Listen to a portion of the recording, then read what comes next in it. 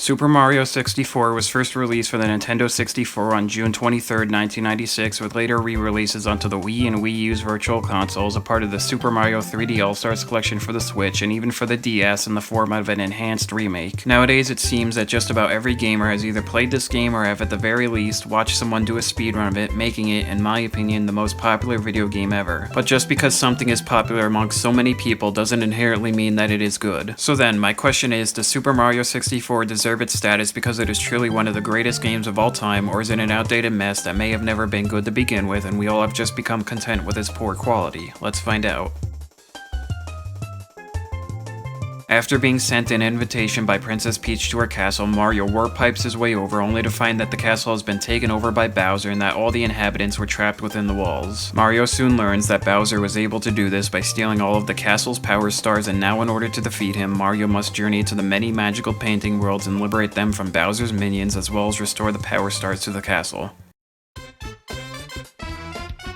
For the console of the next generation and the new third dimension, this game truly was a representation of the leap forward in graphics that the Nintendo 64 was promising to be. Everything had a fully rendered body from top to bottom and left to right, the worlds looked so huge and expansive, and the environments were all so full of life. But of course, that is in the context of 1996. In the world of today, the game's graphics are the definition of dated. Everything is a basic and blocky 3D polygon, nothing is completely circular such as the Bowser snowman, all the textures are just simplistic repeating patterns, and the skybox look like they were just plastered on. But even with these criticisms, the game's visuals still have their own distinctive charm, and I would say that they are still pretty good looking overall. The gameplay involves you being sent into an open world with the objective of collecting one of the many stolen power stars through many different means, some of which include climbing up a mountain to defeat a boss, winning races, going into a sunken ship to recover its treasure, collecting 8 red coins scattered throughout a course, and finding secret areas within the courses. You will achieve these objectives by running, jumping, swimming, and even flying through the worlds while you explore them to figure out where the stars are and sometimes what to do to unlock them. All the while, you'll also be collecting many coins shot out of a cannon, collecting new power caps to help you out, and beating back Bowser and his minions every inch of the way.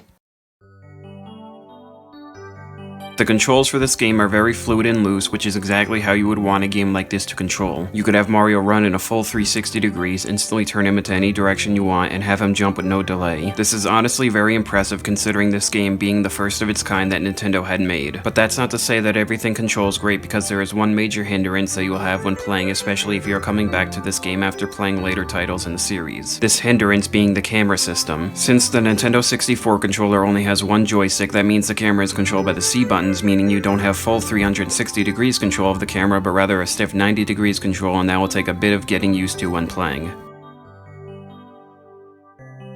There are 15 main courses along with many hidden courses known as the Castle's Secret Stars. Some of the main courses are the types of worlds you would expect from a Mario game, since they include Bob-omb Battlefield, which has your classic grassy meadows and basic Goomba enemies, 2 different snow-filled wonderlands with killer snowmen and giant penguins, and a haunted house filled to the brim with booze. But the majority of the other courses are completely new and even unique to this game, such as a world within a clock that every platform moves at a different speed depending on when you entered, a world full of stone structures that has switches that changes the water level, and a world that half of which is tiny and the other half is huge. Now, as for the secret courses, they are a grab bag of completely different types of worlds, like a huge slide, an aquarium, or a sky filled with clouds that you must fly across. The game's difficulty is your general fare of starting off easy, then becoming harder the farther you get in the game. The first few courses are a breeze with easy to get stars, enemies and bosses that are no hassle to defeat, pitfalls that are very easy to jump over, and huge open areas to run around in. Later on, the game gets harder through many different ways, such as having less maneuverability as the courses make you perform tightrope acts over lava, quicksand, and in the air. The clues for the stars become much more cryptic, and the stars themselves become harder to get in general. And finally, the enemies and bosses that you'll come across are much less of a pushover than they were at the beginning of the game. I will also say not to worry about your lives, since the only punishment for losing all of them and getting a game over is just being sent back to the front of the castle. But in the end, I would say that overall, this game isn't that hard and you shouldn't have that much trouble beating it or 100%ing it. The music in this game is iconic not only when talking about Nintendo 64 games, but also when talking about all of video games as a whole. This is because the music not only perfectly encapsulates the atmosphere of the worlds that it represents to a T, but also because it manages to transcend the game into becoming a great listen on its own. My favorite tracks would have to include Peach's Castle theme, Dire Dire Dock, Snow Mountain, Slider, Metal Mario's theme, Bowser's Road, and the final boss theme.